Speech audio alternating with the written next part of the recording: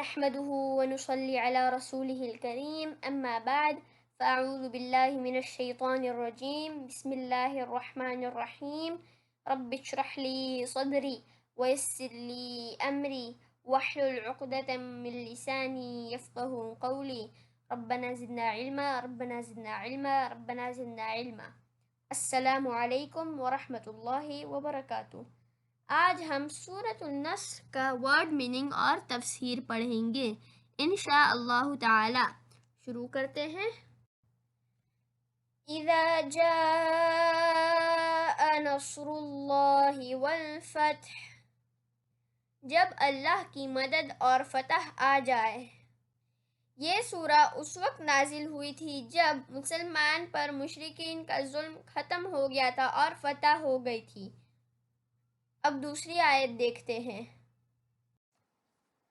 وَرَأَيْتَ النَّاسَ يَدْخُلُونَ فِي دِينِ اللَّهِ أَفْوَاجًا، اور تم لوگوں کو دیکھ لو گے کہ وہ فوج در فوج اللہ کے دین میں داخل ہو رہے ہیں۔ اسلام بہت کم لوگوں سے چالو ہوا تھا اور لوگ اسلام کا مذاق اڑاتے تھے، لیکن جب اللہ کی مدد آ گئی اور فتح ہو گئی تو بہت سارے لوگ اسلام قبول کر رہے تھے۔ اب آپ صلی اللہ علیہ وسلم کا کام ہو گیا تھا جو کہ تھا لوگوں کو اسلام کی طرف بلانا، لیکن اب کیا قیام تھا وہ ہم تیسری یعنی آخری آیت میں دیکھیں گے۔ فَسَبِّحْ بِحَمْدِ رَبِّكَ وَاسْتَغْفِرْهُ إِنَّهُ كَانَ تَوَّابًا، تو اپنے پروردگار کی حمد کے ساتھ اس کی تسبیح کرو اور اس سے مغفرت مانگو، یقیناً جانو وہ بہت معاف کرنے والا ہے۔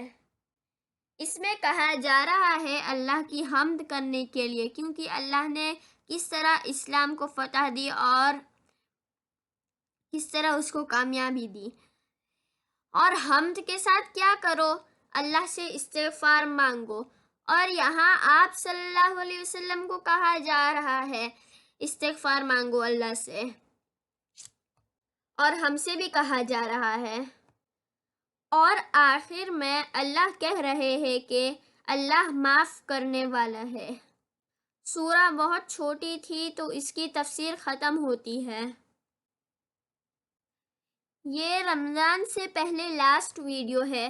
رمضان میں ویڈیو اپلوڈ نہیں کروں گا، رمضان کے بعد میں ویڈیو اپلوڈ کرنا شروع کروں گا انشاءاللہ۔ میرے چینل کو اگر آپ نے ابھی تک سبسکرائب نہیں کیا ہو تو پلیز ابھی کر دیں، اور میرے چینل کو دوسروں سے بھی ضرور شیئر کریں، اور اس ویڈیو کو بھی ضرور لائک کریں۔